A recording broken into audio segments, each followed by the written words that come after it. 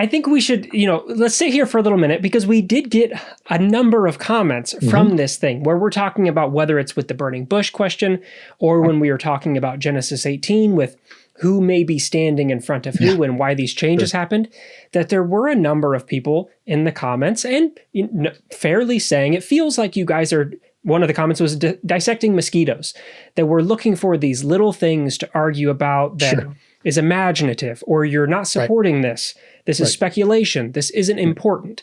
And so, when we're talking here about the move from bush to Sinai, we are, it's a word to a very similar word that may be, one letter apart, or who is standing in front of who. There's very minor changes here that for some people, they look at that and they go, why does any of this matter? You guys are arguing about over one letter.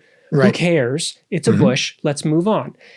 Why? So I think we sit here for a second and say, aside from we enjoy doing this and this is what we do. And so for us, it matters because this is where we spend our time.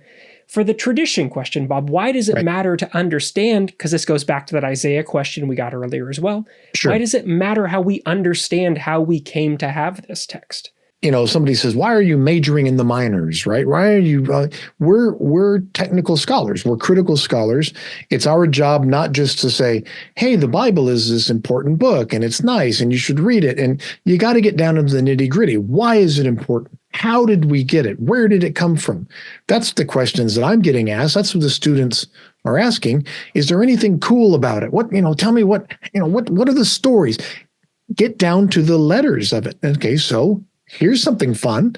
Did you know? Here's something cool. Did you know that there are 2 creation stories? That's the technical literary analysis, the literary criticism. And for me, that's just fun.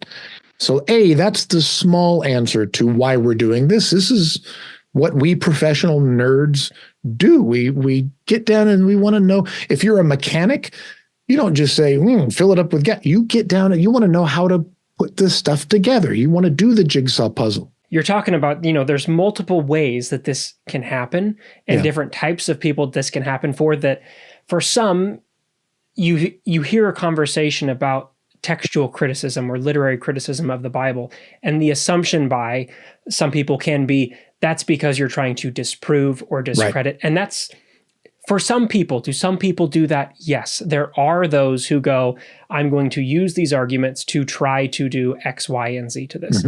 But you can also use these tools to simply just, understand the development of this, understand the people behind the text and the communities behind the text. And it brings us into contact with the people that were a part of this tradition. And for me, much in the same way that I think that's what really sparks people's interest with archaeology, is the items are really cool. This object is beautiful or it's magnificent. But we also see those things and we go, I feel like I can understand being the person living there, being the person using that. And it helps us place ourselves closer to them. That's part of what I think is the beauty of reading the difficulties or the changes of these passages. It can bring me closer to the person that was a part of that negotiation and conversation of who are we, what do we believe now, and maybe we have to make adjustments. So it's not always negative. And I would say sometimes, is it dissecting mosquitoes? Yes. But as we learned from Jurassic Park, mosquitoes can be very important because they can make major changes. So sometimes that really small change isn't just insignificant. That one letter really matters. Is it the mountain that God chose, or is it the mountain that God will choose? What's God's mountain? Is it Gerizim or is it Zion? One letter, but it makes a huge difference.